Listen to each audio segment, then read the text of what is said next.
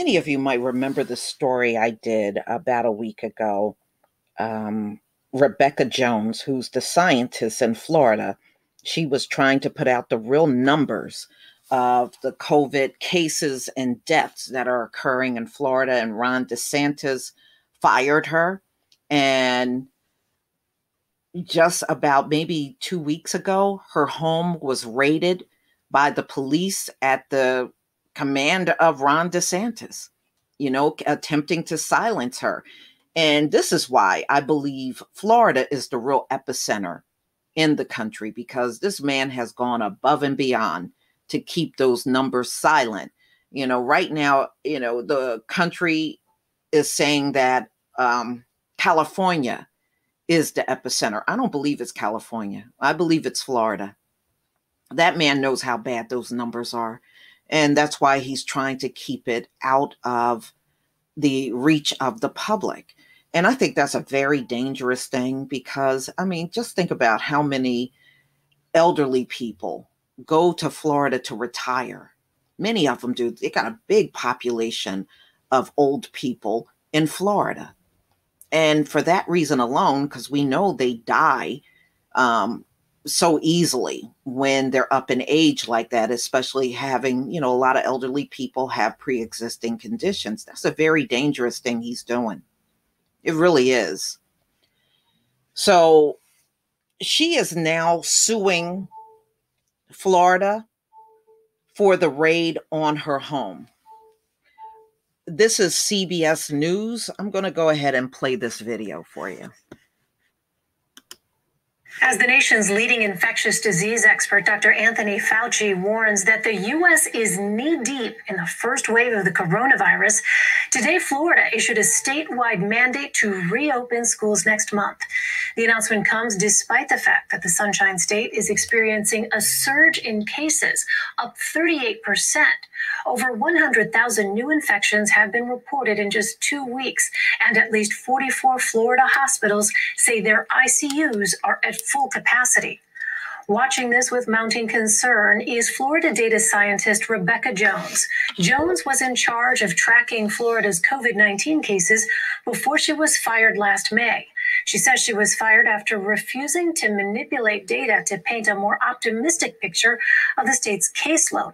The governor's office has said she was fired for insubordination. And Rebekah joins me now. Rebekah, thanks very much for being with us. Florida Governor Ron DeSantis first said that this increase was due to Hispanic agriculture workers. He's also echoed the president's claim that more testing is responsible for the increase in cases. Now he says it's young people. As a data scientist, what is it that you believe is behind the spike? Well, first of all, on my alternative site, floridacovidaction.com, I debunked all of those assertions. There was not an increase in cases among Black or Hispanic communities. There was actually a decrease in both at the time when he said that. The general population statistics have kind of held steady for most of the time. And there is a increase in younger people overall. But if we consider, let's say, Southeast Florida, where the majority of cases in the state are down there, then we actually see a disproportionate number of older population. For example, the median age, which isn't a give-all for all of the data, but it's 4 years older in Miami-Dade and Broward than it is for the rest of the state. They also have a disproportionate number of 40 to 65-year-old cases, much more so than the rest of the counties in the state. So the areas where the largest volume of cases exist, there is actually an older population that is responsible for most of the surge. The claim as to whether or not testing is resulting in higher cases, yes, of course, if you test more people and the virus is more prevalent in the population than what you had assumed, then you're going to see a disproportionate or unexpected rise in cases. The fact that so many young people are now getting tested isn't so much that they're now more infected or more symptomatic. It's that they're in the type of jobs that were largely forced to reopen or lose their unemployment benefits. Things like retail or public service positions, hotels, things like that tend to be younger employees. So they're the ones who are being most exposed. A lot of healthcare workers are, being repeatedly tested as they should be. There was a new mandate that nursing home facilities, assisted living facilities, things of that nature had to undergo testing each week. So there is a large influx of testing, but if the proportion of cases increases among your percent tested, which it has been consistently and shockingly so, then that's not an indication that testing is responsible for your increase. That is, you have a surge in cases that is extremely concerning and upsetting. So after you were fired, you started your own dashboard to track cases in the state. Do you know who's using that data? All of the data on the Florida COVID Action website is actually DOH data or data from another state agency, such as the Department of Emergency Management or the Administration for, or Agency for Healthcare Administration, And that is what we call the ACA data. That is hospital surveillance data. So how many open ICU beds there currently are in the state, how many pediatric, adult isolation beds, that's where all of that data is maintained. And it's been public since April. So this isn't new data. It was just never allowed to be used on the DOH dashboard while I managed it. And I actually asked repeatedly to add hospitalization and surveillance data because every epidemiologist we spoke to said that this was one of the most critical elements of information in deciding whether or not you would reopen or whether or not you were observing a surge or if hospital capacity for whatever reason was greatly diminished and you're seeing a rise of cases. That's something you need to plan for ahead of time. But I was always told we were not allowed to add it. Well, as you know, the governor there is pushing the state to reopen. How do you see things playing out for Florida?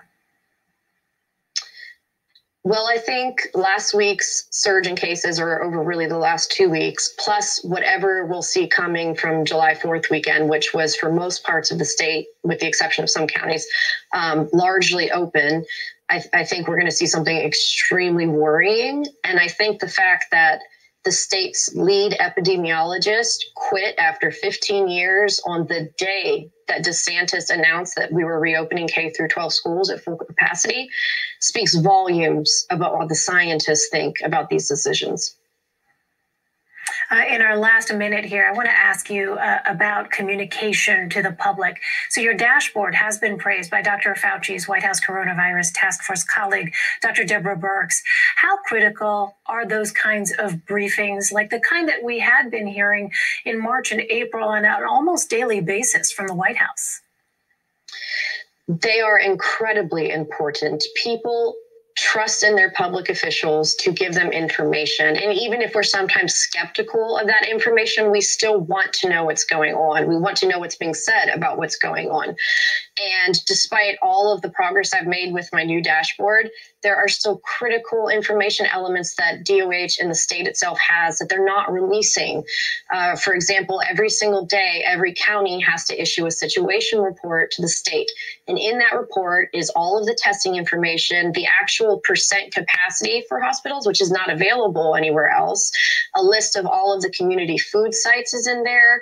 There's a plethora of information that the state has and is not making readily available to the public, which is extremely concerning. I've gotten emails since I've left of people saying, I don't know where to go get food. And I'm looking them up one by one right now to try to help them. But the state has these resources and they just don't tell anybody where they are or make any kind of central location to get that information, which was something I pushed for at DOH the entire time I ran their dashboard.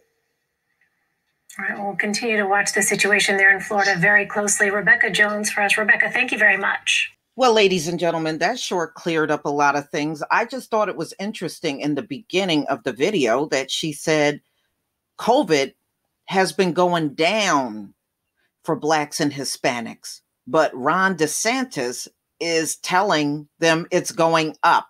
And I think this is a trick they are playing nationwide. I don't believe this is just something occurring in Florida. they have to believe that it's not them, but us that got it the worst. And that was very telling right there. So he's fully aware that it's going down, but he is in front of everybody saying it's disproportionate. And I believe this is something they are doing all over this country. And until we see a raw number, I'm never, ever going to believe you. Never. So she is suing, and she has every right to sue. All of this just so he can continue to suppress the numbers in Florida. So we shall see what happens. I definitely want to follow this story, and I always try to find out what's going on in the states that I have family in too. But y'all, please tell me what you think. Please leave your comment and subscribe. Don't forget to hit on the notification bell, and I'll see you on the next video. Peace, family.